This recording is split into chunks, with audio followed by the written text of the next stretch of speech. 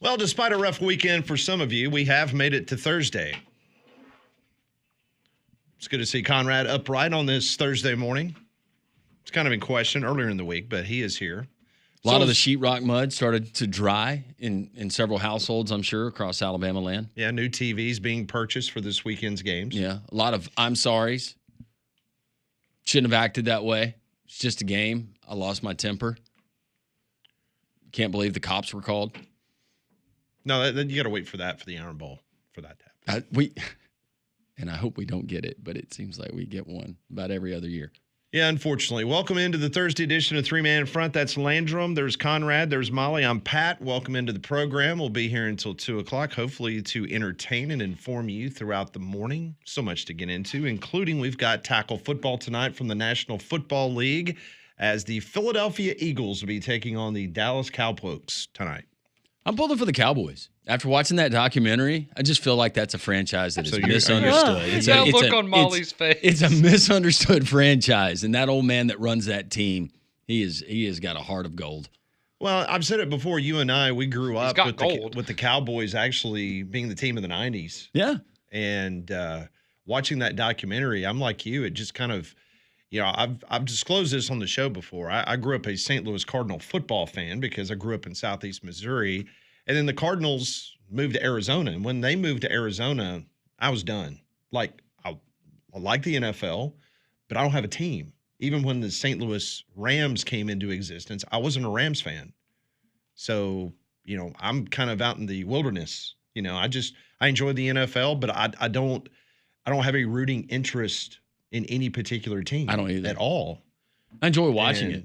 But like watching the Cowboys stuff, God, I mean, it literally took me back, to the 90s and how good the Cowboys were. If there's a couple of teams that I do pull for, I wouldn't consider myself a fan, but I guess if I'm a fan, I would be a fan of, it would be the Packers and the Steelers. But I'm like you, I don't have that dedicated team. I kind of wish I did at times. I tried to force myself to do it growing up because I had buddies that were either Falcons, Saints, then the Titans, and I just couldn't do it. Bravos, that's my only professional team. So the Eagles are 8.5-point favorites tonight. Yeah. At home. That's a 7:20 kickoff game you can hear right here on Jox.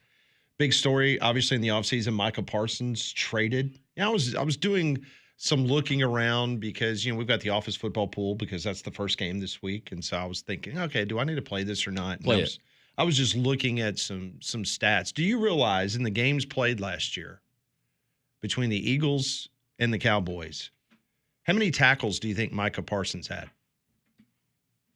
In 2 games? 2 games. Cowboys versus the Eagles. I never know which end to go on when you ask and phrase a question like this. I'm going to say 21. 21. I'll go the other end of the spectrum. 7. Molly? I'll go 14. 14. See, I would have gone the route, like if you would have asked me this question before I was reading about the game tonight, I would have gone probably Conrad. I would have gone the high that would have end. been my pick. Okay, so before I tell you how many tackles he had, I'm going to ask you how many sacks do you think? So you've given me how many tackles Micah Parsons had against the Eagles last year. How many sacks do you think he had? Half a sack. 1 sack, Bob. 2. 2. Okay. He had 0 sacks last year against the Eagles. Total tackles, 2. Okay. Well, 2 tackles against the Eagles last year. that's why they didn't want to pay him $47 million a year like the Packers did, I guess. I was blown away by that. That's wild. That is a stat. I was like, are you kidding me? So 2 his tackles. absence shouldn't change how you feel about tonight's game, basically. Yeah, I mean, it was going to be trash anyway towards the Cowboys. But then when you lose your best defensive player that only had 2 tackles last year, but what you're telling me is Jerry Jones, his mindset is, if I'm going to pay you that kind of money, you got to show up against our rivals. Absolutely. Yeah. 2 tackles, no sacks. We don't need you padding your stats against about the team. All right, one more since we're having fun doing this. Dolphins. How many average yards per carry do you think Saquon Barkley had against the Cowboys last year? Oh, Lord, like 7.7. 8.3. 6.4. 5.2. Yeah, that'll work. That'll win.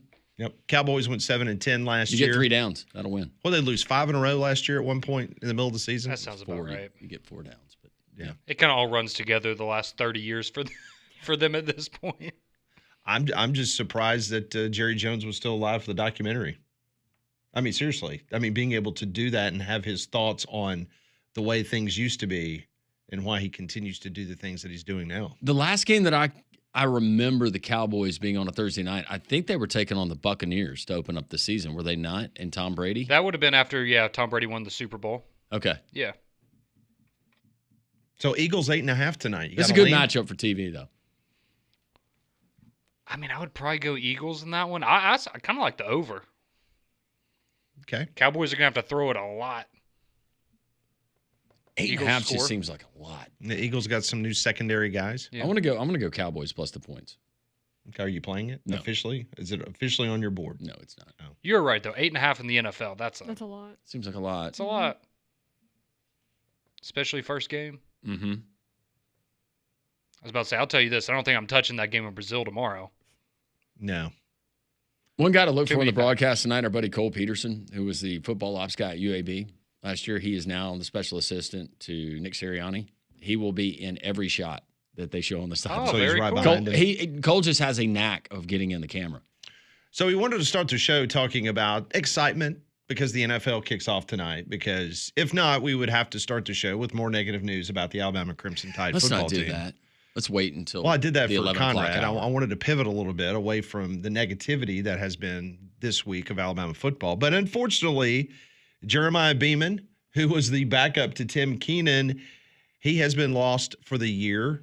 A lower leg injury in which it happened at practice yesterday. So that's another injury at practice. Keenan's happened days before the Florida State game, and now his backup, Jeremiah Beeman, he is going to be out for the whole year, according to Kalen DeBoard. He said, you're going hard, and these guys are practicing. You're trying to go good versus good. You're trying to play the speed of the game. The same thing happened to Tim. It's innocent stuff. It's physical. It's football. In the trenches down there, legs get tangled up and stuff. So he has been lost for the year. So next up is either sophomore Edric Hill, freshman London Simmons, or freshman Isaiah Fega. Now, I saw Fega play in high school at Central Phoenix City. This kid is good, like really good. And he had a couple tackles, I think, last week against Florida State. If there's ever a position these days in college football that it's just so tough, and we know that by the transfer portal and the money these guys are commanding, defensive line, that is so tough to sustain an injury like that. Yeah, and especially with the position group that I think most Alabama fans outside of Ty Simpson and the drops of Ryan Williams would tell you that was the problematic what they saw during the game. It's not good news when you lose a guy for the year, but if you want to have maybe a little confidence in it, Nick Kelly did a good job. He put out the amount of snaps that you got on the defensive line against Florida State. Jeremiah Beeman had 21.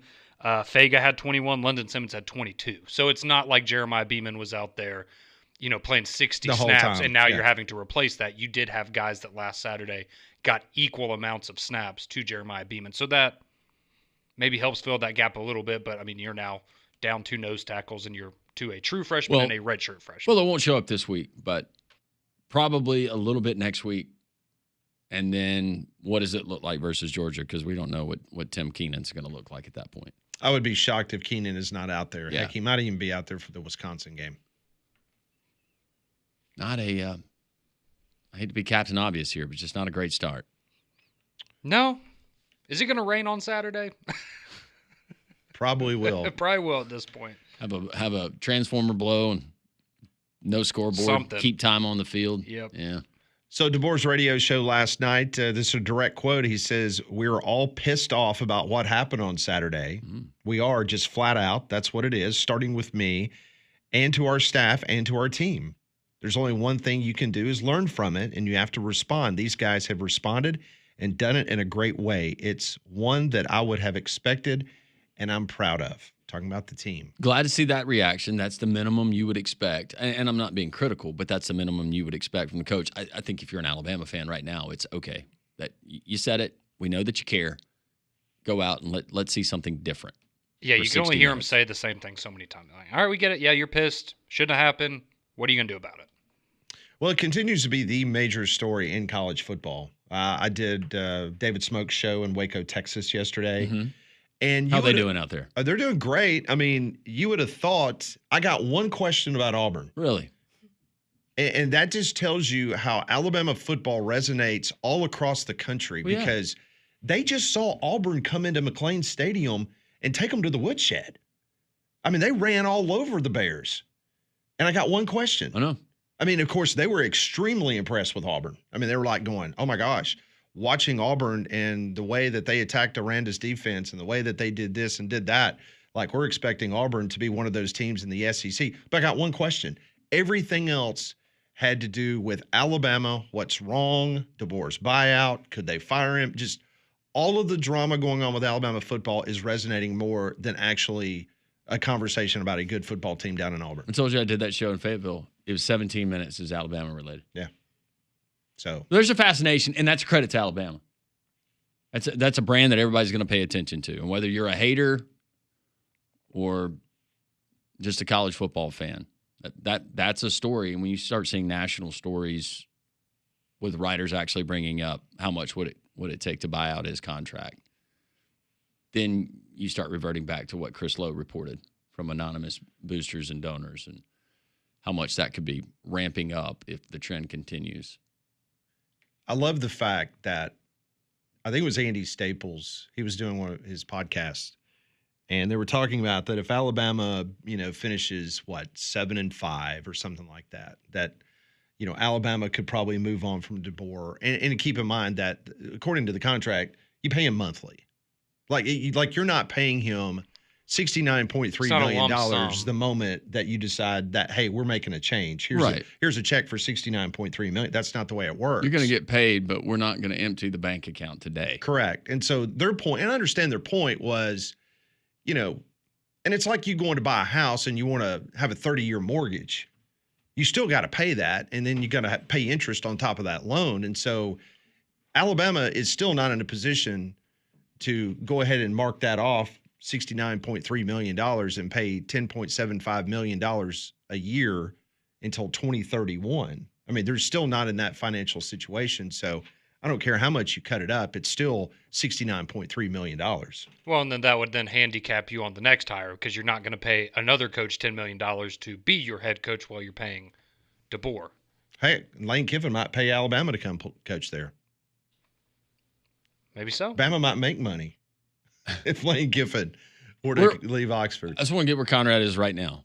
We're a show of hypotheticals. You win the Powerball. You get the lump sum payout. And I don't know what that comes out to after taxes, but it's a lot. It's more than $69 million.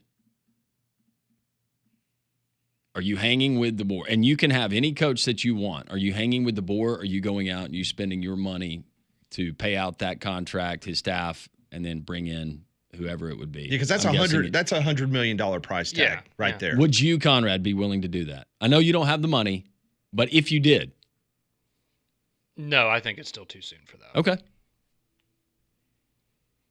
So if you had it in your account right now, you would not stroke that check and call Greg Byrne and say, hey, I've got you covered. Because we've had Auburn guys do that over the course. It was like Brian Harsin. I'm not going to mention his name, but we all know who it is, basically said, you want him gone? I'll write the check. Yeah. Yeah, no. Guess what? It was and done. then you've had other coaches that were there when Malzahn was there, where a certain booster said, I'm not agreeing to that guarantee. Yep. And when you have to pay out all that money, don't come ask me for a check. Yep. I think they still ended up writing a little bit of a check, but yeah, no, I'm not there yet. Now, if the situation you presented, where Alabama's 7-5 at the end of the year, ask me that question again, and I might have a different answer. But right now, no. So you want to let the whole season play out before you make any type of aspersions? Yeah, I think you have to. Okay. You have to give him. I know so many people are so mad right now and so frustrated with him and think he's a horrible coach. He's not a bad coach. Now, is he doing a great job right now? No, he's not, but he's not a bad football coach. Would you have more to give him faith? some time. Would you have more faith in Dan Lanning just because of his ties to the SEC and to Kirby? I mean, maybe, but who's to say Dan Lanning doesn't go 9-4 last No, year? there's nothing that says that there's a better coach out there for Alabama than what you got now. I'm throwing out. No, and I love Dan Lanning, and when Nick Saban retired, that was who I initially wanted to be the heir to Nick Saban. But no, I mean, You got to let the year play out, see what happens. And if it's a 7-5 type year, then yeah, people are going to want to have those discussions. But I mean, Alabama fans will be frustrated regardless, based on the fact that you're 5-5 in the last 10 games, Correct. regardless of who the coach is. But I think the other really frustrating part, and please correct me if I'm wrong by putting words into your mouth, but it would be a lot different if there were, like, for instance, the 97 Iron Bowl, when they call a screen pass when you shouldn't have called a screen pass and system fumbles and Auburn gets it, sets up a game-winning field goal, and they beat Alabama, and Alabama should have beat Auburn that year. I mean, in a big upset, but because of a stupid play call. There has not been a single play call that you would say Kalen DeBoer and his staff lost the game on an X's and O's. Now, it might have been the preparation leading into the game because you didn't get off the bus at Oklahoma and you let a team like Vanderbilt upset you in Nashville after beating Georgia. But I think that's the other part of the frustration for Alabama fans, because you can't pinpoint exactly what the problem is, especially when you're 2 touchdown favorites and you lose these games. Yeah, you're not losing on a last-minute field goal to Tennessee, on the last play of overtime to LSU, like you saw Nick Saban towards the end of his tenure. Yeah, no, I think it's the way that you're losing, and I think on top of that, I don't think that his personality is doing him any favors with the fan base in terms of, like, a guy like Dan Lanning, he's going to choose some people out, right? And people will respect that and go, I feel like if you saw more of that, people would be more inclined to go, oh, well, this is a player problem than a coaching problem, because you see the coaches getting after them. And we don't know what goes on behind the scenes, but I think the general sentiment from the fan base is that, you know, it's all sunshine and rainbows, and he's patting everybody on the head and telling them how great they are all the time. And I don't think that's reality, but he's not animated. You want to People wanna see you that. want to visibly see the frustration from your Yes. head coach that you were feeling as a fan. Correct. And you saw that for 17 years when Nick Saban would throw tantrums on the sideline. You saw when you're up frustration after 40. wins. Yeah, you'd when be up things were going 40, great. and he would break a headset. Now, you know, maybe that's a bit extreme at times, but I would much rather have that than the alternative of, you know, you got to get after the guys a little bit, especially now. This is the Thursday edition of Three Man Front. Coming up at 11 o'clock, we will get what's going on in Tuscaloosa from Rodney Orr Rob Pate will join us later on, the Southern Gentleman. Brett Norsworthy from WHBQ Radio and the Ole Miss Rebels Radio Network. The Rebels get a big game this way, a conference game this early on the road at Kentucky. Can they avenge last year's devastating loss in which it kept them out of the college football playoff? We'll ask Brett that and much more. We'll get to your phone calls, your text messages next on Three Man Front.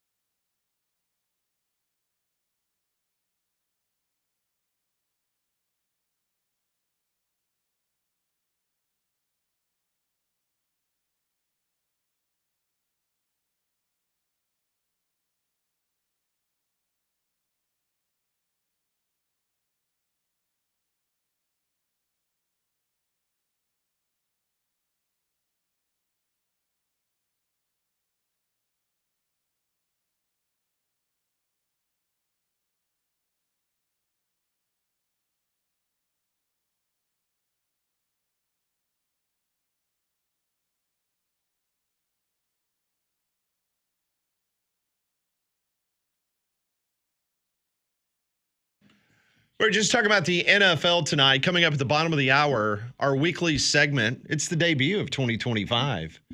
Conrad's getting in the corner. It's his fantasy corner. I'm not really sure if in that fantasy corner he's thinking about the good old days of Alabama winning championships. This is where Conrad, if you're just joining the show and you haven't heard this segment, he plops down in the beanbag chair, got the lava lamp there, and he looks into the future and he tells you everything you need to know about the NFL and your fantasy weekend. Are you playing fantasy this year? Mm-mm. No, we didn't have the league that got together. I know. I don't know what happened. So you and Molly are participating in fantasy leagues, correct? Correct. It would be quite ironic if I wasn't playing fantasy and giving advice. But yes, I am. I'm doing a league with my friends. We've been doing it for over 10 years. How'd you do last year? I came in third. Okay, pretty good. I came in second in our league. I won 2 years ago, and then I came in third last year. Yeah, you did. You had a really good year last year in our league.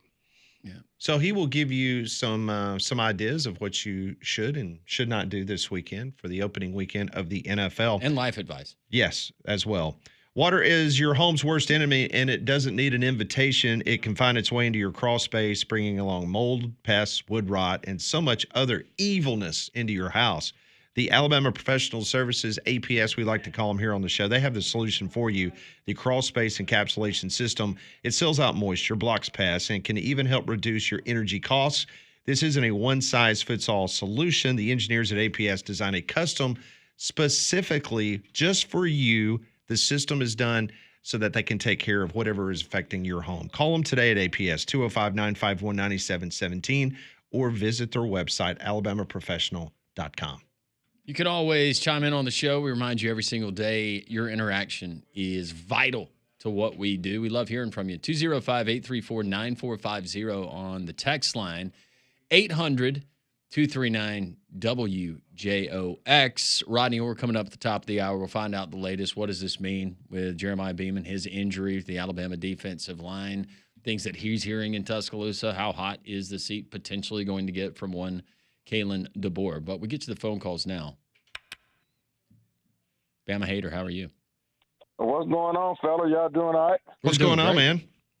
Man, hey, I'm celebrating, but then I'm still not satisfied. I just told little lug nut, I'm not satisfied. I'm gonna tell you why I'm not satisfied before I go on my little tangent. Cristobal still hadn't learned how to adjust mid-game. He doesn't know how to coach and put the foot on the neck of the opponent when you have him down, because we should have easily beaten Notre Dame by at least 20 points. And he just don't get it. I don't understand what's going on with him. He almost let Notre Dame come back to win a football game when it was out of reach, and he just don't know how to make in-game adjustments. Now, let me go back to a couple of months ago, or a month ago, during this debate, when the moderators asked this question: which team was more overrated between Alabama and Miami? And Conrad, for some reason, he tried to trick his listeners and fans into believing Miami was more overrated. And here are these are the receipts from what he said. He said Alabama had 7 to 11 starters coming back. He said Bama had the top wide receiver room in the country. He also said they were stacked at running back. And according to a lot of media, the number one O-line in the country. And his only question was between Ty Simpson and Carson Beck. And also, Alabama had a more well-rounded team than Miami. Fast forward to right now, Miami beat the number 6 team in the country. Alabama, while ranked in the top 10, once again lost to an unranked opponent. Now, I don't know who those people were that voted for Conrad, but I'm glad they did, and it's backfired on each and every one of them, including Lil Lugnut. I will tell you right now, Bama Hater, you are absolutely correct. Now, some of the things maybe you exaggerate a little bit of but you got most of it right. And you're right. Alabama was definitely more overrated than Miami. They played a bad football game on Saturday. Let me ask you this question though, because you were just talking about your disdain for Cristobal. Who would you rather have right now, Mario Cristobal or Kalen DeBoer as your head coach? Neither one of them.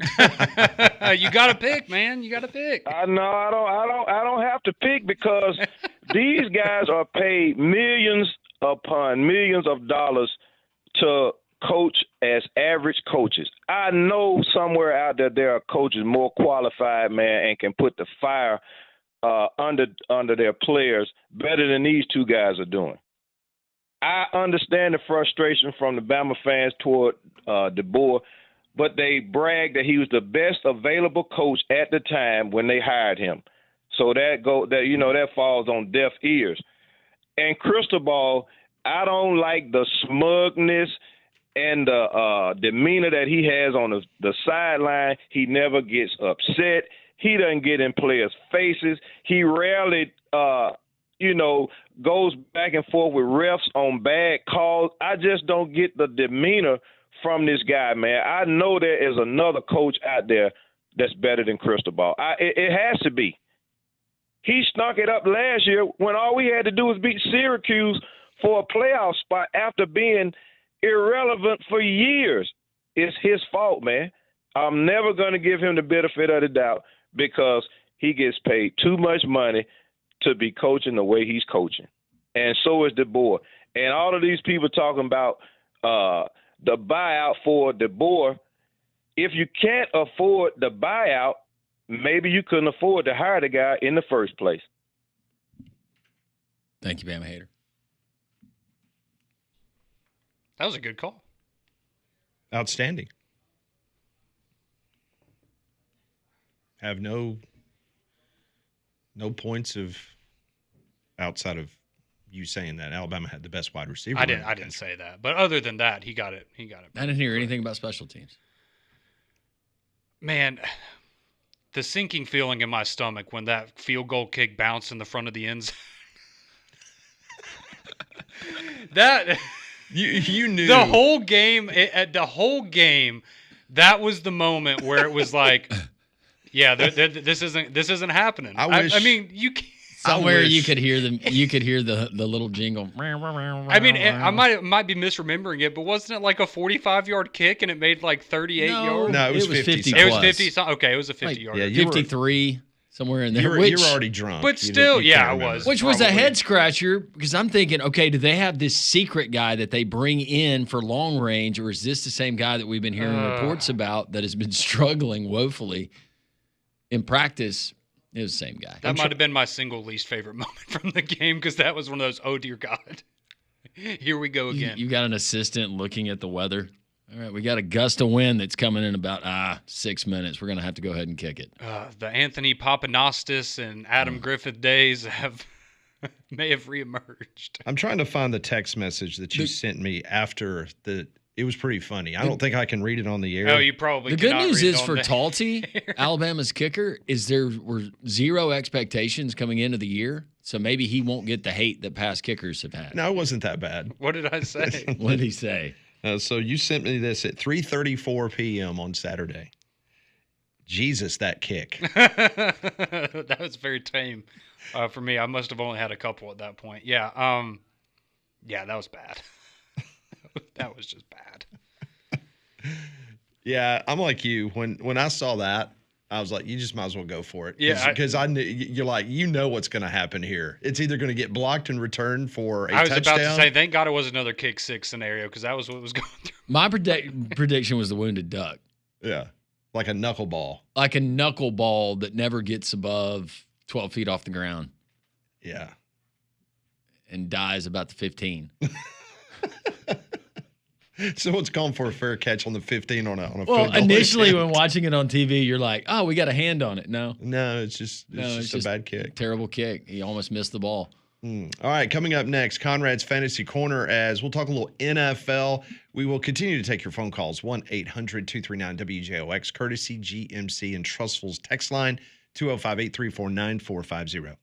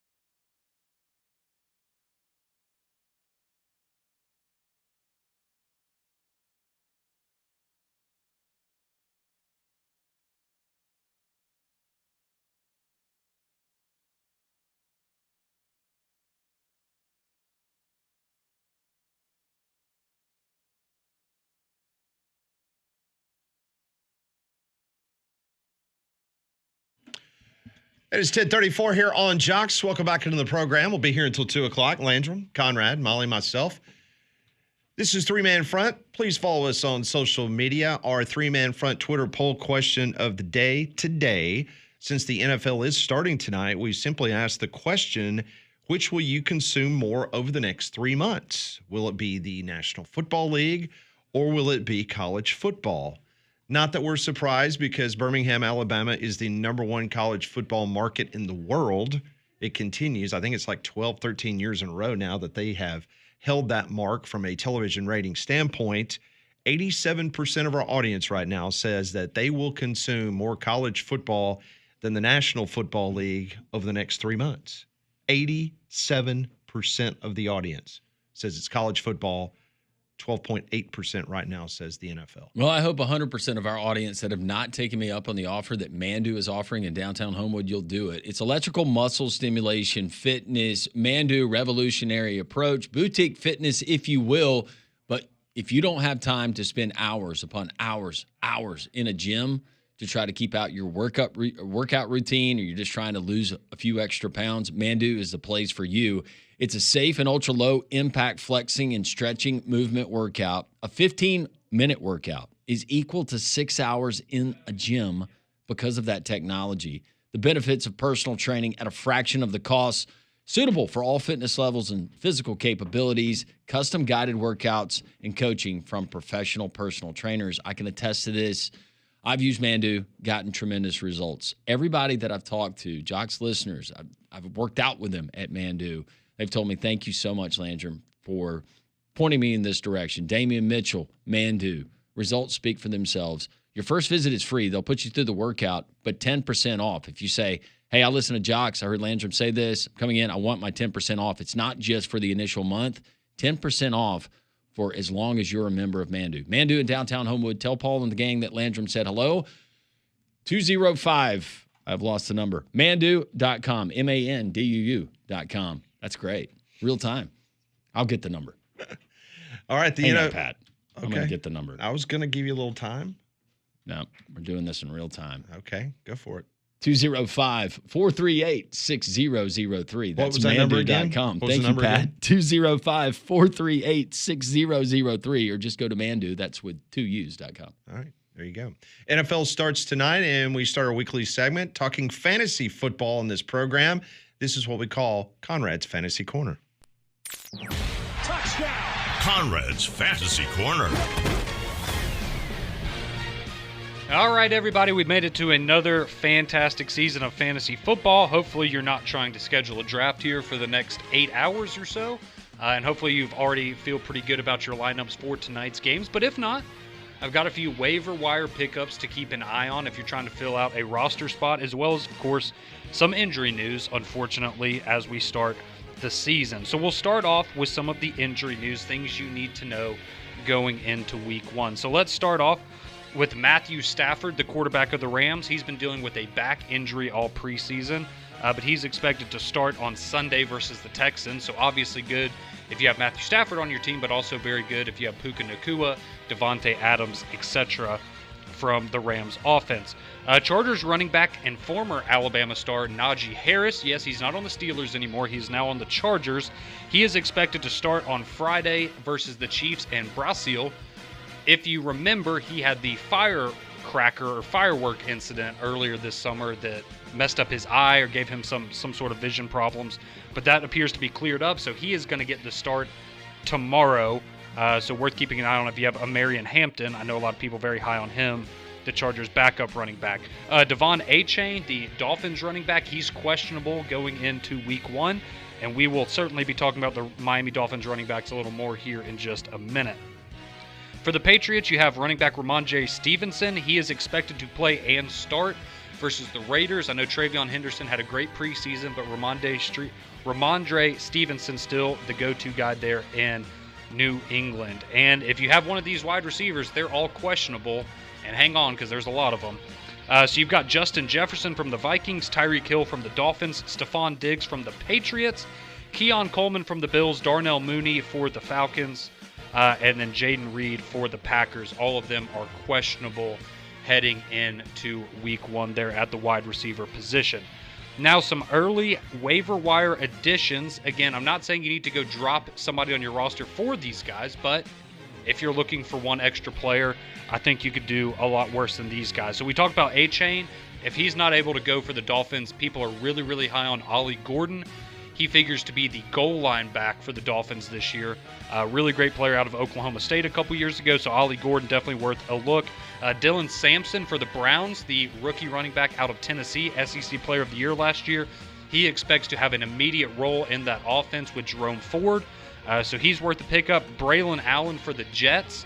I know Breece Hall's running back one, but expected to be more of a committee there in New York. So Braylon Allen may be a good look for the Jets. At wide receiver, you've got Christian Kirk for the Texans. He will be the wide receiver 2 for Houston outside of Nico Collins, so should get a lot of single coverage. For the Broncos, Marvin Mims, big play wide receiver, deep threat for Bo Nix. Worth a look. And this is more of a personal pick for me, but I've heard really, really good things this preseason about Patriots wide receiver, and we all love the name, Kayshon Boutte. A guy that had all the talent in the world coming out of college, ended up falling in the draft, but now looks to be wide receiver 2 there for the Patriots besides Stephon Diggs. At tight end, Britton Strange from the Jaguars. He's a tight end 1 that's available in the majority of leagues still, so if you need help at tight end, that's a good look. And for a pickup of a defense, if you just need a good matchup this week, I think the Bears, they're available in like 80% of leagues, and they're going to take on the Vikings, which will be J.J. McCarthy's debut. And if you followed the Vikings in preseason, J.J. McCarthy not looking super great. So now we'll wrap up with some of the best matchups I think you have this week. So if you've got either this defense or players on these offenses, I think it's a good look this week. You got the Bengals offense taking on the Browns. Browns are really bad, but obviously if you have Jamar Chase, Joe Burrow, T. Higgins, you're probably starting them anyways. But if you are making a decision, certainly like the Bengals offense this week. Also like Tampa Bay, with Baker Mayfield, Mike Evans, Emeka Egbuka going to be their wide receiver 2, the rookie out of Ohio State. They're taking on the Falcons. Think they're going to have a big one. And then tonight, I actually like both offenses, both the Eagles and Cowboys. A lot of new pieces in the secondary for the Eagles, so George Pickens and CeeDee Lamb should have a big night, as well as that powerful Eagles offense with Jalen Hurts, Saquon, Devontae Smith, and A.J. Brown. Now for some defenses that I think have a really good matchup this week. You got the Broncos taking on the Tennessee Titans and Cam Ward in his debut. I think the Broncos defense, really good play there. Cardinals defense going up against the Saints and Spencer Rattler. Saints are probably going to be really bad. Maybe the worst team in the NFL this year. The Patriots defense. Wait a second. Who did you think was going to be the worst? The Saints. They're going to be bad. Worst in the NFL. One of the worst. They're going to be really bad, in my opinion. Patriots, they're taking on the Raiders. So Pete Carroll, Geno Smith, Ashton Genty, new look for a lot of them. Like the Patriots defense. And then I like the Bears and Vikings defenses, both of them, in their matchup coming up this weekend. And we'll close out with this. This has been the most popular name if you follow fantasy football closely. That is Ja'Cory Krosky-Merritt. He is the running back for the Commanders. Everyone is fawning over this guy. He is now the running back 2 for the Washington Commanders behind Austin Eckler. So I know a lot of people went out there, grabbed him early in a draft. Looks like he will have a role to start off, and I know he was probably the most talked about kind of middle of the pack player throughout fantasy football's offseason. So that is your Fantasy Corner update for week 1. Hope everyone has a great start to their season. And yeah, don't forget to set your lineups before tonight's game at 7:20 between the Eagles and the Cowboys. Some great information. We will have that segment each and every Thursday here on the program to get you ready for not only Thursday night NFL football, but for the weekend. As Conrad mentioned, he finished in top 3 in his fantasy league last year. I know Molly had a good year as well, so we will keep you posted throughout the NFL season. You need to call Abide Roofing today, 205-941-6223, or simply go to their website, abideroof.com. That's ABIDE roof.com. I've been telling you about this free no-pressure roof inspection to make your home safe and give you the peace of mind of knowing that everything is cool up on top of your roof. I was having an issue a couple of years ago, and I noticed some leaking in my attic, and that led to some shingles having some problems. Then all of a sudden, I called Travis Lloyd. He got on my roof from Abide Roofing, and he was able to assess my problems. And I got some bad news, which was I needed a new roof, complete new roof.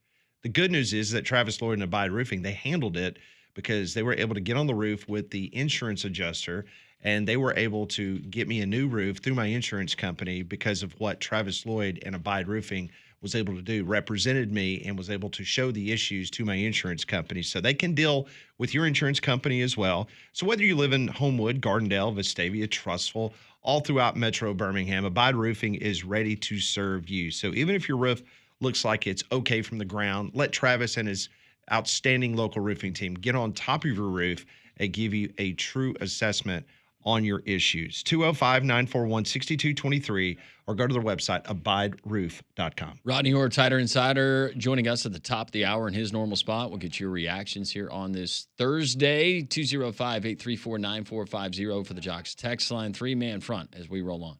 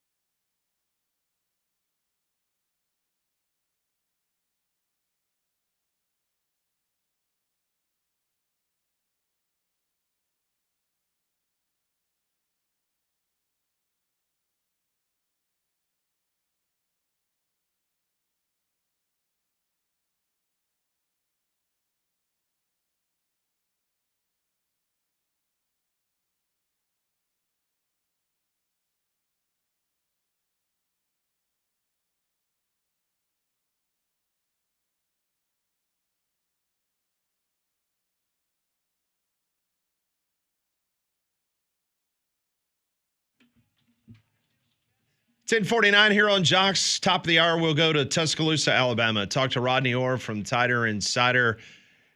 Get a feeling of what's happening in T-Town.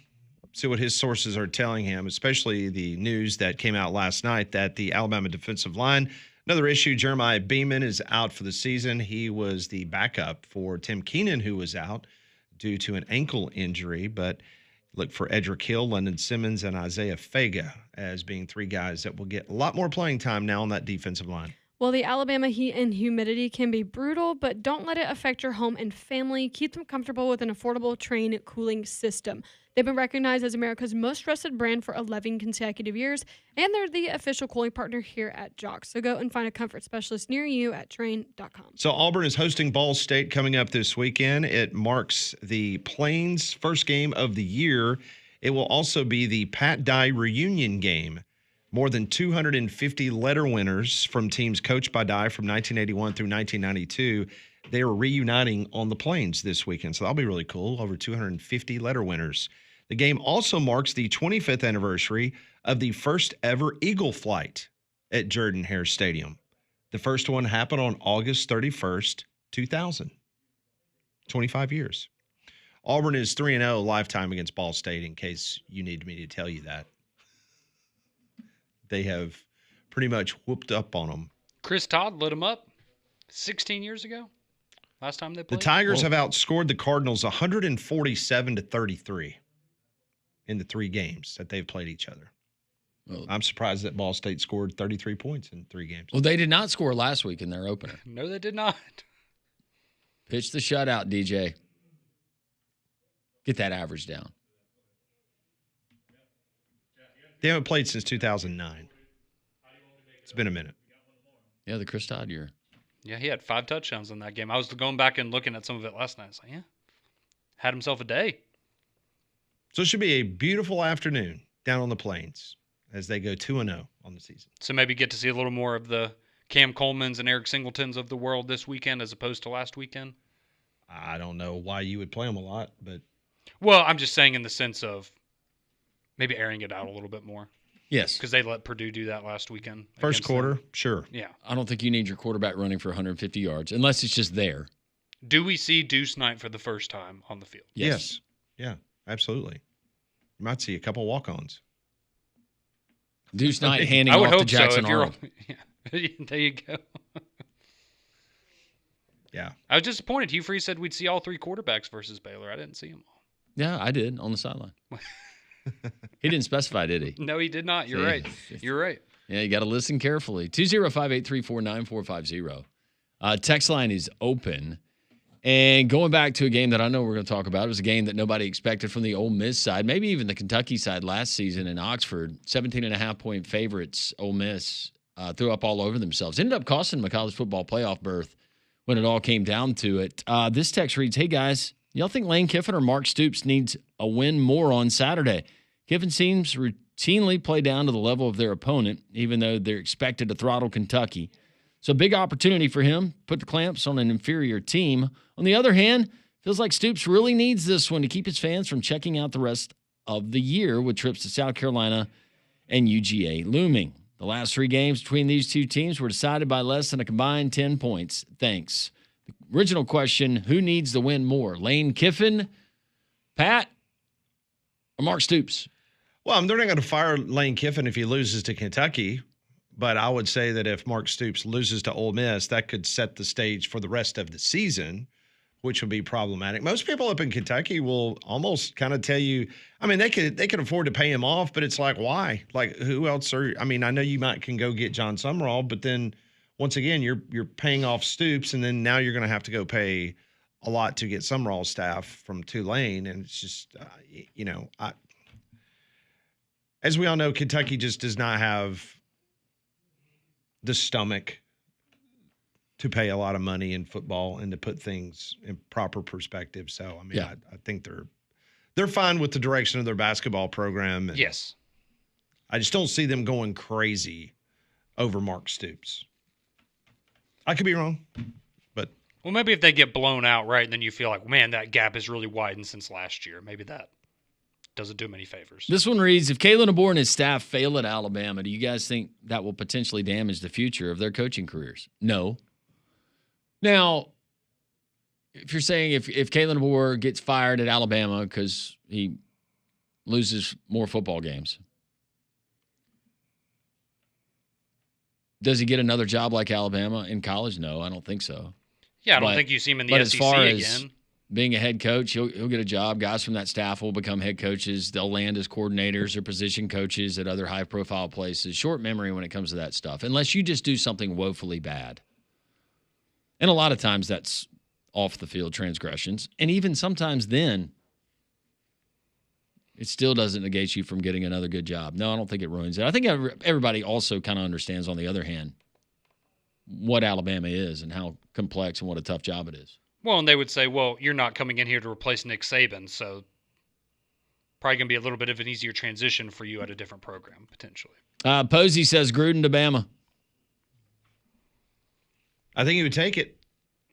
I think he would too. Probably wouldn't have to pay him a lot.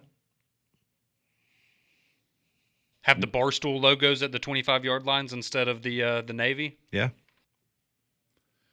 Quickly, Charlie in Cincinnati, Conrad, wants to know, fantasy question, do I start Hurts against Dallas or Lamar Jackson against Buffalo? Oh, those are, man, that is a You got great. both of Yeah, them? you have both of them.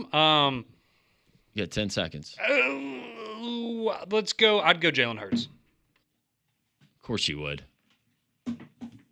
Of course you would. But Lamar's better. Tighter Insider Rodney Orr. He's got the pulse of the Alabama program. What will we learn? We find out next.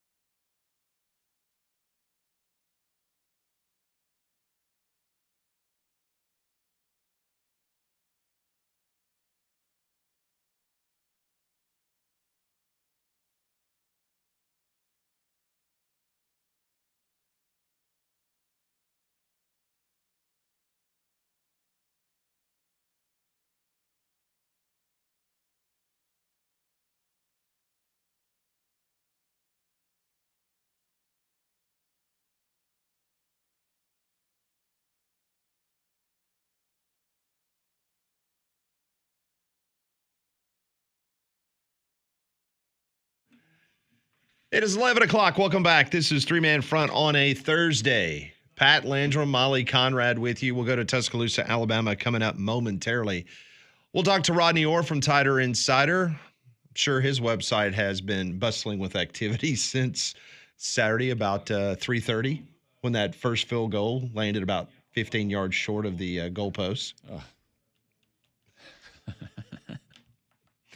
More bad news for Alabama on the defensive line last night. Kalen DeBoer, during Hey Coach, his radio show, he announced that Jeremiah Beeman, who has been filling in for Tim Keenan, who was injured last week, days before the Florida State game, he suffered a lower body injury in practice yesterday, and Coach DeBoer says they're expecting him to probably be out for the year. So not good news on that front. Joining us on the Higginbotham hotline from TiderInsider.com, Rodney Orr joins us here on the program. And Rodney, I was just talking about Jeremiah Beeman's injury, and if there was one position group that probably Alabama did not need to suffer another loss, it was on that defensive line, and it took place yesterday.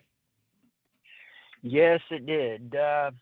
He started this last game in place of another injured player, the leader of that defensive front, Tim Keenan. So Keenan will be out as well for this game. Hopefully, Keenan returns for Wisconsin, but it's still a very thin group behind him. So it's going to be interesting this weekend. Some of the young guys, maybe Edric Hill, London Simmons, Isaiah Funga, those type guys will get more and more reps in this game. Rodney, I realize that some of these things are related, connected, if you will, but your big takeaway, because we've heard effort, that's been the theme, and one of the biggest criticisms of what we saw or didn't see from Alabama against Florida State. Would effort be at the top of your list from what you saw as biggest concerns in game one and maybe moving forward? Yeah, I think that would certainly be right there among those things, top chief things that you saw in the game. I thought, defensively, yeah, again, maybe the effort was not good because they were confused. Because it certainly looked that way. It didn't look like anyone knew where they were supposed to be. And I think when you don't know where you're supposed to be, you can look slow, you can look confused, you can look unorganized. And that's really the way it struck me defensively, just totally out of position most of the game. Let me ask you about the offensive line, because there were multiple publications in the offseason that said that this offensive line is going to be one of the most dominating in all of college football. And Caden Proctor had a terrible game against Florida State. And this is a guy that all indications are that NFL scouts are just salivating over how much money they're going to be able to pay him, because he's going to be just great on Sunday afternoons. But he did not look good at all at Doak Campbell. What's going on with that offensive line and your overall assessment of what you saw against Florida State's defensive front? Yeah, I mean, after that first drive, when I was thinking, wow, this is a drive that reminds you of some of the drives they've had in the past when they were really dominant up front offensively. And then after that, things kind of went south. And you're right. I mean, I know that they obviously, both tackles allowed a lot of pressure at times. The technique, that didn't seem to be the greatest at times. And they didn't respond to some of the adjustments that Florida State, Tony White, the defensive coordinator, made up front. And certainly, look, I think that there was a lot of people, as you said, rated this group number one. But even on TiderInsider.com, there were a lot of people scratching their heads saying, I'm not so sure about that. They're going to have to prove it. And I think, that's one of the big question marks moving forward. I do think this too. I think that, and people say, well, Jaden Roberts was out, and I get that. I don't know that made that big of a difference, to be honest with you. But I do think that they're probably this week have been working a lot of different combinations, and we could see some young guys get some opportunities. Don't be surprised to see Michael Carroll be worked in there more and more at right tackle, based on things we've heard. And so I think now they're still looking for that right combination up front. If quarterback Ty Simpson struggles moving forward, how quick of a hook do you think we see from Ryan Grubb and Kalen DeBoer in turning to Austin Mack? Well, I think that, it's been made pretty clear to Ty since the game that he has to play better. he has to do better. And I think there were some really good moments that he had. It wasn't all his fault, as you guys just mentioned with the offensive line. The protection wasn't always there. There were some opportunities that he had that he missed, that maybe he didn't see, that he delivered the ball late when the receivers were open. And then there were some times too, frankly, that the receivers didn't read the coverages right and kind of left Ty out to dry. So it really wasn't just Ty. Obviously, it was a combination of things. But I do think that it's been made pretty clear he has to make that step. And I do think that I would be a little surprised, actually, if we didn't see Austin Mack and probably Keelan Russell in this game. So overall, what was your impressions of Ty Simpson? Was it just like everybody else's, that he just didn't need to play scared, need to take the lid off more? Just what was Rodney Orr's perspective on what you saw? Well, the thing that we always talked about, and we said it many times on this segment here, was I thought Ty has all the ability, he has the tools. The question is, how would he respond when the bullets started flying live, right? And I think, again, I'm not blaming anything on Ty. I'm not putting this game on Ty. I thought he showed some really good things. He delivered some nice throws, showed a lot of potential. But at the same time, I do think he missed a lot of things. And I frankly thought sometimes, and this was, to be honest with you, one of my concerns was, I thought I saw a deer in headlights at times. I thought I saw he was overwhelmed at times. With that said, I also thought that he fought through that. I mean, he battled back and continued to compete. But I did see there were times when adversity struck that Ty looked a little bit, he had that look in his eyes. But I want to be fair too and say that he continued to battle and came back and made some good plays. Rodney Orr, Tighter Insider, joining us on Three Man Front on the Higginbotham Hotline. We getting this text, and we got it multiple times from Alabama fans. I'm assuming they're Alabama fans on the text line this week. And the question is, Rodney, and it might be tough for you to answer, but how much of what we've seen with the struggles, not only in the game versus FSU, the losses last year, how much of this do you attribute to culture? How much do you attribute to coaching? Well, I mean, I think there's a pattern there, especially on the defensive side, that especially against running quarterbacks too. I mean, you look at what Diego Pavia did. You look at what, Alama Leva had a couple of runs in that game, not as many, but then you see Jackson Arnold ran up and down the field, and that was a really bad Oklahoma offense. They rushed for 250 plus yards. You look at those games they lost last year and how they were outrushed in those games. Even the Michigan game, when the defense did a nice job, but Michigan with a very limited quarterback in that later part of that fourth quarter, Alabama couldn't stop their run game. And Michigan went down and kicked that field goal to extend it to 6. But and I think we saw in this game, they just there wasn't much discipline up front, keeping the pass rush lanes. I think Castellanos got loose several times. And there was, like I said, confusion. So with all that said, I think that it appears to me right now that the coaching on that side of the ball, the preparation in some of these games hasn't been very good. Rodney Orr joins us from Tuscaloosa, TighterInsider.com. Rodney, you've been around this program for quite a while, and you have seen the peaks and you've seen the valleys. You've seen the highs of Nick Saban. You've seen the lows of the likes of Mike Shula and Mike Dubose and Dennis Franchione. Are you getting any of the same type vibes? Because that's the question that I've been getting this week, since I've been doing this around the same amount of time that you've been covering Alabama. I've been covering the SEC, and I've lived those moments just like you have covering the team. Do you sense any kind of deja vu in regards to this coaching staff and what you've seen in years past? Well, to be honest with you, again, it does take you back to 20, 25 years ago at times, things that we saw, some of these things. I think Kalen DeBoer is a really good coach. I do. But you do see some things that remind you of those days of the past. I mean, when you see a team that's undisciplined, when you see a team that makes mistakes like James Smith made on that third down, and you seem like you've got to stop, and all of a sudden, you have a chance to still be in the game. It's a one touchdown game, and you get a late hit. I mean, that's just totally un-Alabama, if you want to put it that way.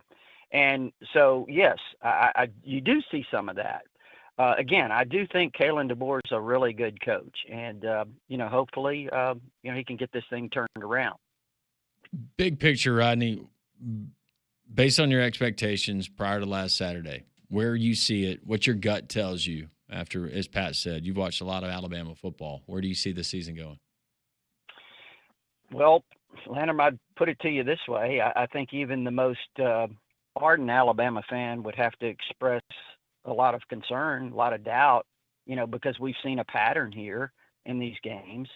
And that was one of the big questions, and I mentioned it on your show several times. How does Alabama show up week to week? And they showed up for the season opener, frankly, like we said, they looked unprepared, didn't play well. So I think that question remains, at the forefront. How do they look moving forward? On a positive thing, can they turn it around? Yeah, I think they can. I think that this is still the same team that a lot of, really keen observers through the scrimmages and the practices in August said this team has a chance to be special. It's got a lot of talent. They practiced really hard. They were really physical in those practices. Don't ask me what happened on Saturday, but that's what happened during camp and during August. So that's still the same team. They're still there, minus a few key players with injuries that will be back soon. So I think this Saturday against La Monroe, it's a chance to, again, I know it won't offer a lot of encouragement to fans if they go out and whip up on La Monroe, but I think it certainly could be a baby step in the right direction to kind of get your feet up under you again. Then you move forward to Wisconsin and take care of business there. Then you have an off week, and what if you go to Athens and you pull off a surprise, something that seems really far-fetched right now? But what if you did that? Then all of a sudden the whole conversation shifts again. And again, I understand it sounds far-fetched, but I don't think it's really impossible with this team. We'll just have to let it play out. Rodney, do you see any scenario whatsoever if this thing does not get back on track? Is there a scenario, in your opinion, that Greg Byrne or the money people at the University of Alabama would be willing to consider a buyout of Kalen DeBoer? Well, based on the article yesterday by Chris Lowe, it would certainly sound that way. I mean, if they got to that point, based on the anonymous sources that he quoted, there's already kind of something in motion. I mean, that's what the article said. I haven't had anybody tell me that directly, but, Chris Lowe is a really respected writer, and that's the story he wrote. So I would certainly think there's something to that. How many people did you have to kick off your message board on Saturday? Actually, what's crazy is that for the first time in 30 years, they might have all been on the same page. So the rumor is not true that you got banned from your own website for something you posted. I almost did. No, but seriously, I mean, they were all on the same page. And I mean, it was kind of amazing. They were all in agreement and there was not as much bickering. Yeah, they were upset with the game, but they weren't challenging each other to fight at Denny Chimes. So it was pretty smooth in that regard. Well, Conrad couldn't get to a laptop because if he did, he would have been challenging a bunch of people at Denny Chimes, without a doubt. All right, Rodney. Well, listen, it's definitely been an interesting week for you and for us. Been thinking about you, Rodney. Yeah, I know you have. All right, Rodney. We'll have a good weekend, and we will talk to you next week as Alabama. When we talk to you again, they'll be getting ready for Wisconsin. So should be a interesting game. Really, really appreciate it. All right, Rodney. Take care. Thank you so much. That's Rodney Orr. Joins us just like everybody does on the Higginbotham Hotline. You deserve solutions that are built for you. Higginbotham is your one-source solution for insurance, financial, and HR services. You think Rodney just woke up at one morning this week and went, golly, we've only had 1 week. Seems like it's a whole season. You're so pumped up for the season, and then you go through that weekend, and you're like going, wow, is it over yet? Well, your hope, if you're an Alabama fan, if you're Conrad, is it doesn't turn into Groundhog Day. Correct. Also, for Rodney Orr's benefit, I'm glad we'll be watching the game together in the press box because he won't get to see the Bad guy. You know, version of me that my mother's not a fan of. You know, there's no drinking in the press box, right? I think there's an exception this week, right? Just making sure. You have to be on your best behavior. I will be on my best behavior. Hopefully, Alabama is too. That is a Football Writers Association of America press box, and cheering is not allowed. Nope. Don't wear your Alabama What about gear. booing? Booing is not allowed either. No, Listen, don't be that guy. I have been in that press box where there have been media members that the SID will have to come and tap them on the shoulder and say, one more and you're out. It's a bad look. I'll be on my best behavior. Even if everybody knows. And you they better wear will, socks. That you're diehard. Yes, don't wear those silly shoes. I'm not. And collar. Represent the brand. Brush your hair. Don't go in there with that makeup on you had on that Molly put on you earlier this week. I don't think it's that kind of press box. Should I wear the feathers? Do we have the feathers yet? She's ordered you a boa. Okay. Well, maybe you ought to wear the makeup. All right, more three-man front on this Thursday. Your calls are next at 1-800-239-WJOX.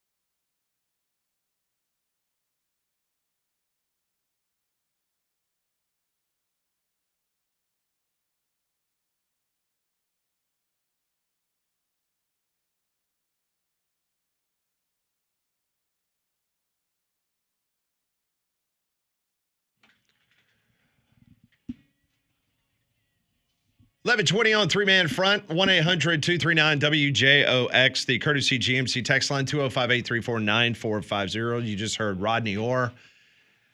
I asked him the hypothetical, does he anticipate or see something happening during the year where Alabama would consider a buyout? And he says, basically quoted the article from Chris Lowe yesterday, in which he said that there was a big-name booster that's definitely got this on the radar, but did not go as far as some people would like in regards to saying, yes, he is potentially going to be bought out if things go sideways. I think everyone wants to see if the proof will be in the pudding as you get into the meat of the schedule, especially with Georgia looming. Yeah. I mean, you don't want to go out there, put yourself out there and commit that this thing is going to go to, you know what, in a handbasket. And then Alabama comes out and it's the Alabama we expected. They pull off, as he said. Great win in Athens, Georgia, and then they get on a roll, and it's the college football playoff team. It's hard to see that right now based on what we just saw, but you've got a couple of games before Athens to try to get some of that bad taste out of your mouth. I don't know if that's going to be enough. Not with the SEC gauntlet. Well, you just create a doubt, and when there's a doubt of you're questioning not technique, assignment, ability, you're questioning effort and heart. And here's the other thing. If that would have happened last year in the first game of the season, let's say they played Florida State last year, first game of the season, first game under Kalen DeBoer, I think everyone would be like, you know what? First game out of the gate. No, they're playing Western Kentucky. Who cares? Yeah, whatever. But the fact that you have seen that trend, I mean, it's not a fluke, folks. I mean, what they have not been able to do against teams that they have been 2 touchdown favorites and losing to teams that they could circle in regards to talent, just run circles around the opposition and come up and lose the game straight. I'm not talking about covering. I'm talking about losing straight up. I mean, that's the deal. You've got a body of work now under Kalen DeBoer, and it's a disturbing trend. He had a lot of close wins when he was at Washington. A lot of games that were decided by, would too. And I mean, Pat brought it up. We've talked about it this week, and I know for the people that haven't heard it, it might be got to double check that. But you are 5-5 in your last 10 games as the head coach of Alabama. You are a 500 coach. Yep. And they are not on probation. No, they are not. And they have one of the last 2 years. You did not inherit Mike Shula's roster. No, or what Hugh Freeze got from Brian Harsin. I mean, this was a top-notch roster last year, and according to 247, it's number 1 again this year. So where's the disconnect? Are there any infractions to kind of get ahead of? Hey, self-imposed ban on the postseason this year. Just get out in front of something. I'm just saying, if that's, there's that skeleton in the closet. Boy, if we get to the threshold and we're talking 6-6 or 5-7, the Iron Bowl will decide it. Woo! I maintain if Alabama is sitting there at that point in the season, he may not be the head coach. If you're 5-6 going into the Iron Bowl? Yeah. Yeah. Yeah. No, because that would mean these influential people that would have the ability to buy that contract out have been watching that product for 3 months, and they're just over it.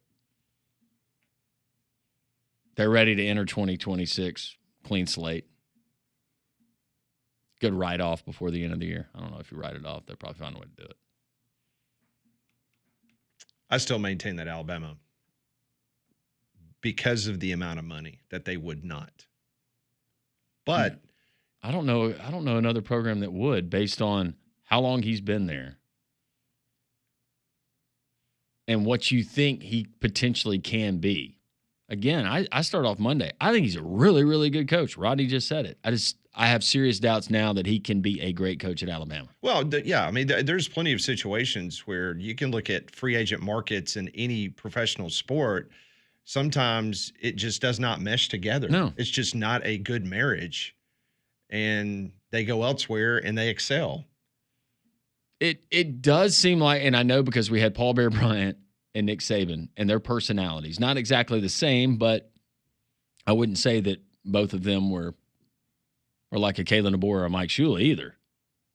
But it seems like maybe a coach with that type of demeanor, personality fits better at Alabama. And again, it's probably not fair. I'm talking about two of the greatest of all time. And they could come off as gruff. No, I can tell you, almost everybody would call in the radio show back in the day, whether it was Mike Dubose or Mike Shula. Now, Coach Fran, everyone knew he was a fraud. I mean, he was a fraud. Yeah. But when Mike Shula and Mike Dubose, everyone would start the conversation. Well, let me just say this. He's a really good guy. I really like him as a guy. Yeah. And then they start slamming him because of what they see on the football field. He's got a great personality. Yeah. It's like winning Miss Congeniality at a beauty contest. He holds court in the rubber chicken circuit. Yeah, really, really love him. But he has problems beating not good teams. He has problems with the mediocre teams. Because I don't think anybody in college football would tell you that Kalen DeBoer is not respected and people like him. But it's just a different animal now in college football. And that's a different animal job. And Plain listen, and simple. And he took the job. He took the job. Nobody made him. I had to tell my wife that. Nobody made Kalen DeBoer. Kalen DeBoer knew who he was following. Yeah. I mean, he accepted the challenge. He wanted it. He wanted to challenge himself. Well, he's being challenged. He is in the storm. Now, how right he now walks out of the fire or not, we'll see.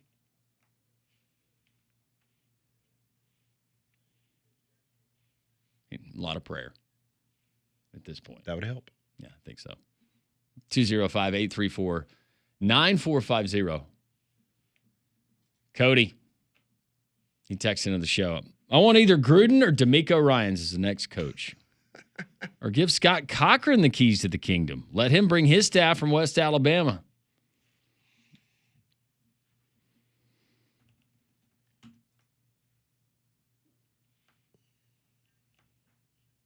Would Nick Saban coach Alabama in a bowl game if Alabama fires DeBoer after a 6-6 season? Well, Oklahoma did that a couple years ago. Wisconsin did it with Barry Alvarez. Sure did. See, because the thing with DeBoer, right, is they are all his guys there, right? So if you get rid of DeBoer, are you also getting rid of Grubb and Sheridan and all in one fell swoop, or are you, here Grubb, here Womack, you're going to be the interim guy? Interesting dynamic there. At that point, have a little fun. Let Nate coach him. Sure. That's a big assumption that they make a bowl game. They're going to the Music City Bowl in Nashville, Pat. Come on. Might be in the Birmingham Bowl. Would they accept to the Birmingham Bowl? Auburn did. Largest crowd in protective stadium history. Yeah, I think they would. Jason from Trustful. A quote, really good coach shouldn't lose with that type of talent at a place like Bama. Y'all should stop calling him that. He's given no confidence the past season to now.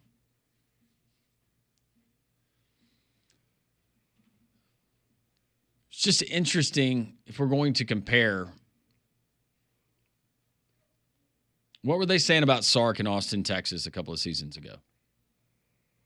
See, I was going to bring up Brian Kelly, right? Because we all agree Brian Kelly's a really good football coach, but he hadn't been able to make it to the playoff with LSU. Now, maybe he will this year. Is Kalen DeBoer Lincoln Riley? Hoping to grill better. Hopefully better with a brisket. Yes. But I know. I know where you're going.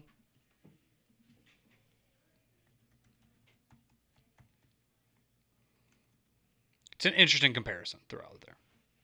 I don't hate that comparison. We will continue with your text messages, your phone calls. Phone calls are coming in. 1-800-239-WJOX.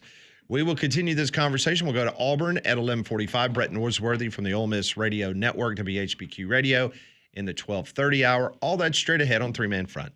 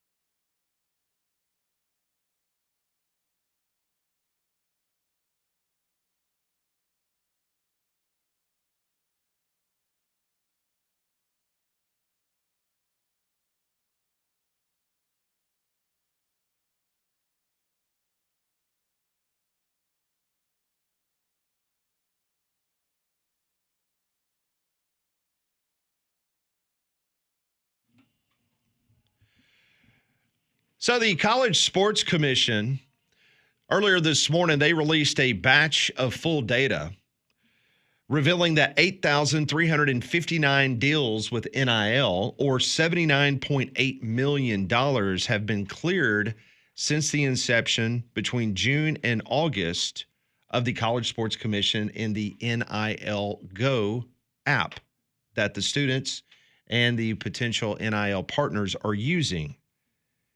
332 deals have not been cleared by the College Sports Commission. 75 have been resubmitted, and 0 have gone to arbitration. So it's one way or another. They've been getting answers, and they've been dealing with it. The largest deal approved by NIL Go thus far is worth $1.6 million. Nearly $80 million have been legally transferred from businesses to student athletes. 32,759 total registered users on the website. Student athletes, over 28,000. Institutional users, 1,200. Representatives and agents, 3,160 have logged in to use NIL Go. Weekly active users, 2,262. Student athlete users weekly is at 1,600. 97 agents use it on a weekly basis. Has the state of Georgia, has the NIL thing that they had, tax implications, has that kicked in yet, where NIL was not taxable income in that state? I do not believe it has. Okay. Not yet. But $79.8 million has been cleared by the College Sports Commission from June through August. It's a lot.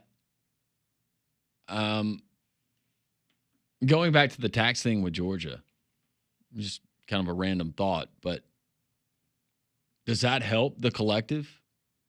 Does that help Georgia? Or you can offer less money with a kid knowing that it's not going to be taxed? I would think it does, right? Mm-hmm. Well, if he gets elected governor, that's the first thing Tuberville should bring up. All right, so I just did not roads or anything else. So I just did the quick math here. So according to the College Sports Commission, $79.8 million, it's been cleared between June and August. 8,359 deals. So you divide 79.8 million by 8,359 to get an average of what each NIL deal is worth going through the College Sports Commission, and it comes to $9,546. You got a lot of rowing in there.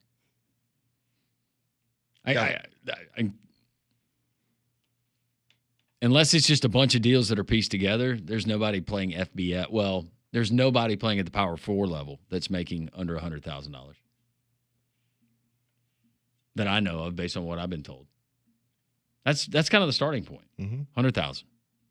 8,359 deals worth $79.8 million. All right, so I heard this number, and I don't want to get too specific, but if you want to know, as far as the house settlement and the revenue share, what that looks like right now at a non-Power 4,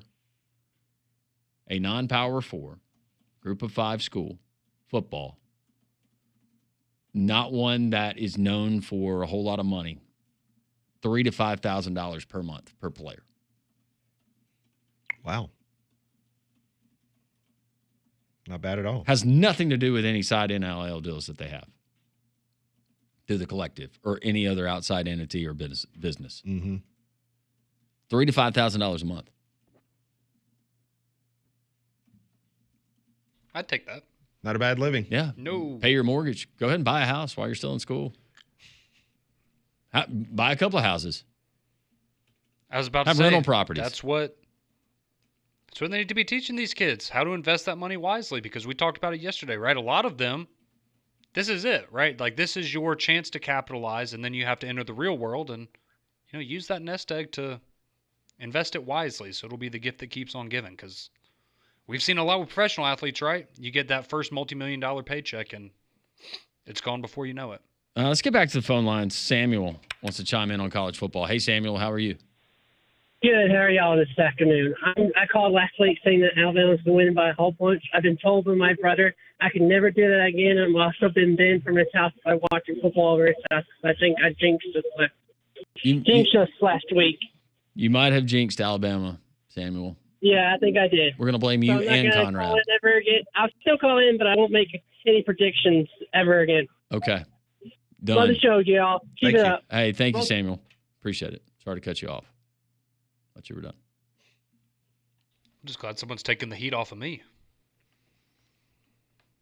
There are others that played a part in that loss. We got Samuel. We got Kenny.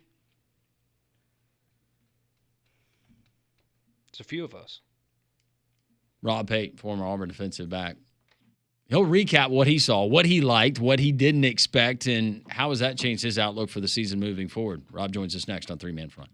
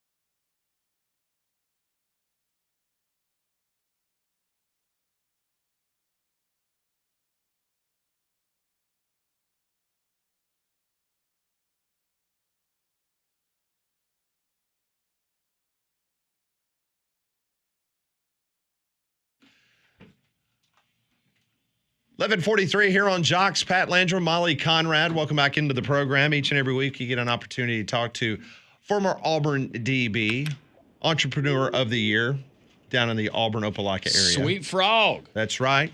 Doctor of the Year. I bet y'all moved a lot of yogurt after that big win. Oh man, it's we've had a lot of yogurt every day since we've opened last January. It's been unbelievable.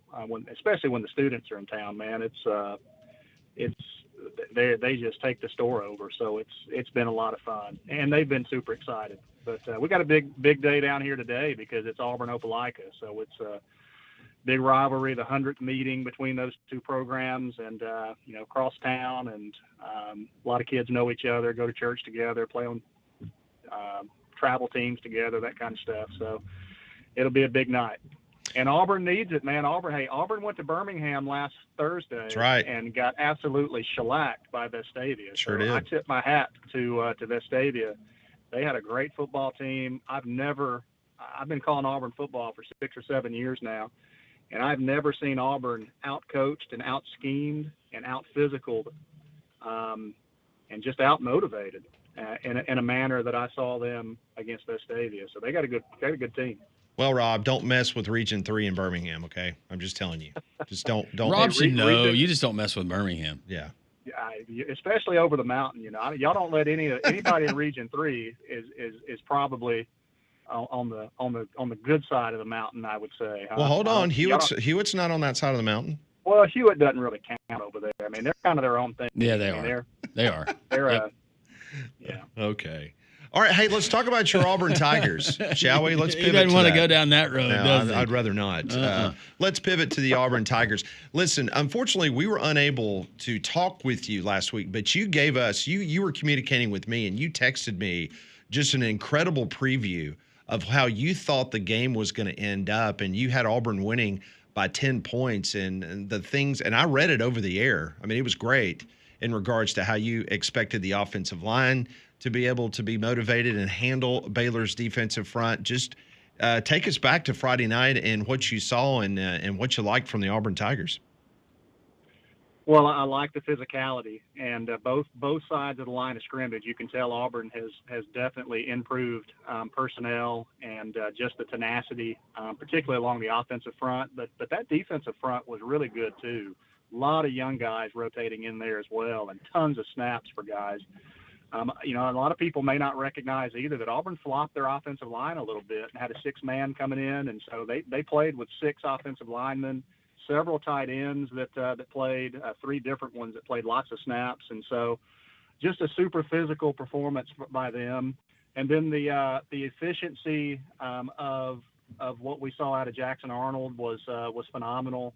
What he did with his legs, I mean, we've known that he's capable, but we've not seen it in an Auburn jersey. And so for him to have the rushing stats that he had and made the decisions that he did, I thought was fantastic. And then, Coach Freeze just staying patient and taking what Baylor was willingly giving away. That's not been one of his calling cards. I mean, he wants to take that deep shot and put the receivers on display, and being able to run for as many yards as they did and being effective that way. That's demoralizing to a defense, but it injects a lot of positivity into your offense. So it was just good to see all the way around. Now, they got things they got to work on by any stretch. They got to get better in pass coverage. Got to tackle better. Can't have blown assignments. So there's things to work on, no doubt. They're not ready to go to Atlanta yet. But man, it was a positive first step, and it was a badly needed win for this program. And we're excited for what the season may hold. Rob, as a former Auburn defensive back, that's where I wanted to go. I want to go with the DBs and what you saw, because sometimes an offense, especially in a first game, but with a talented quarterback, Michael Trigg, I thought he was sensational. The transfer from Ole Miss and coming across the middle, but that can kind of skew the numbers and maybe skew your perception of that group. What did you see as a former Auburn DB watching that game in real time, and now that you've had time to kind of collect your thoughts and give your evaluation? Well, I think that was a pro-level offense that had a lot of kids coming back, that had an experienced quarterback, that had a offensive coordinator that's been been a head coach, been in this league for a long time.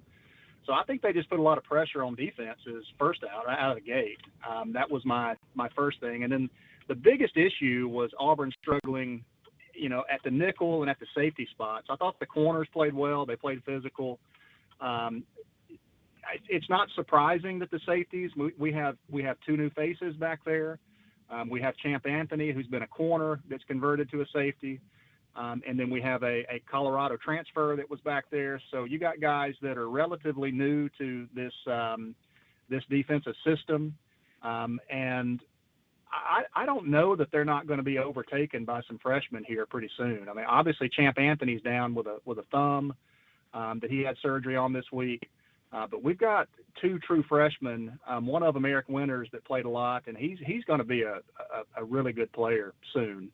And then the other is Anquan Fagans out of Thompson. And once those guys get their feet wet, I think that Auburn will be off and running at that safety position. But I just saw, a young group that, isn't totally gelled together with what they were seeing from Baylor, but also don't think they're going to see a prolific passing attack like that for a while.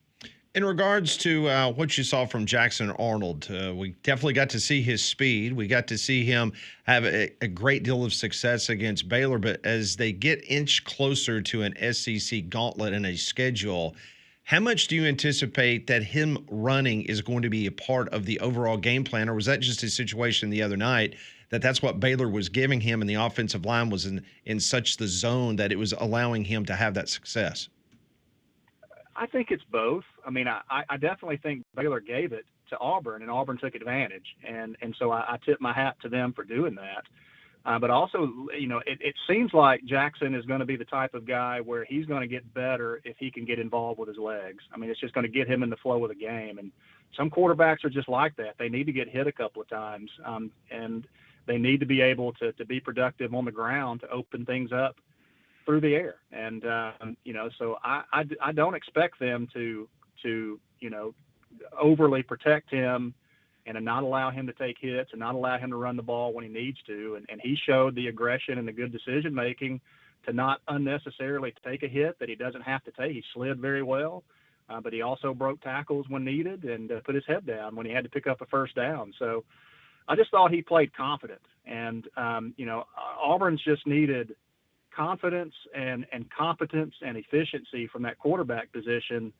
and they can do things, and so I'm excited to see him have the opportunity to throw the ball some, and I wouldn't doubt if Auburn forced it a little bit in the next couple of games to try to just shore that up and get the game reps in, whereas against a quality Power 4 opponent, they may not take that luxury, but I'm excited to see what he's able to do with this injection of confidence and the supporting cast that he has around him. Where is Auburn further along than you thought that they would be? I think on the defensive front, a lot of young faces. They played several true freshmen up front, and they rotated so many guys. It was hard to keep up with who was in there. But you go back and look at the game snaps, a lot of young players, very few seniors, very few juniors up there on that line of scrimmage. And those guys made plays. They were wreaking havoc. And that's offensive line is probably the toughest place to come in and play early. Defensive line would be right behind it. And quarterback is in there too. But for those guys to come in and be impactful, I mean, it's one thing to come in and just give a guy a rest and get some work and take a load off, but it's another thing to get in there and actually knock balls down and force holding penalties and reroute people and knock off guys off the line of scrimmage. That we saw some of that, and I think they thought it was possible, but you never know until you get in game action, and so those guys went out and proved it, and that's big for SEC play.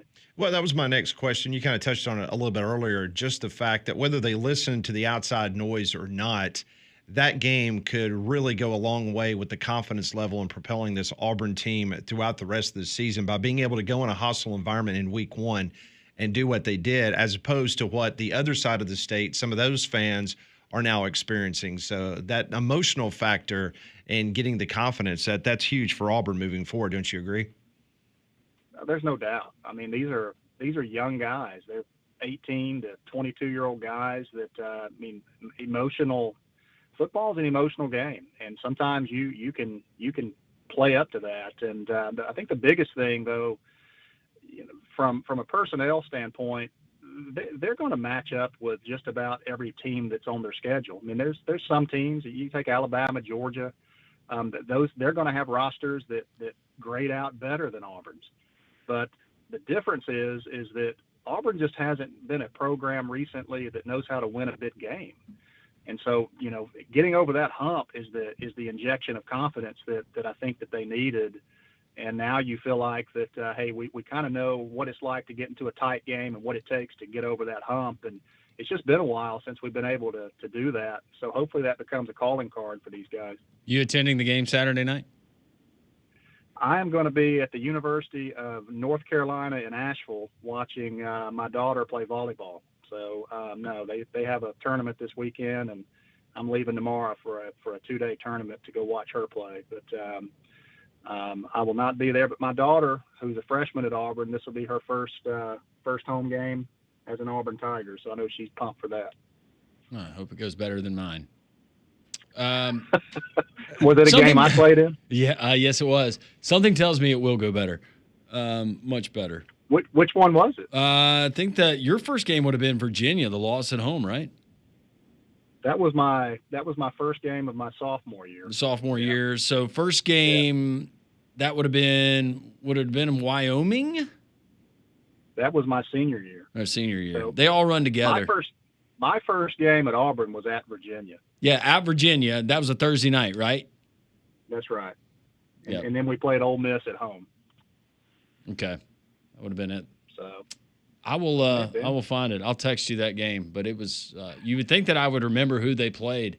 I just remember how my night went. Well, I probably had many nights like that too, man. Rob, we always appreciate it. Safe travels. Tell the family we said hello. We'll talk to you next week. All right, man. Take care. War Eagle.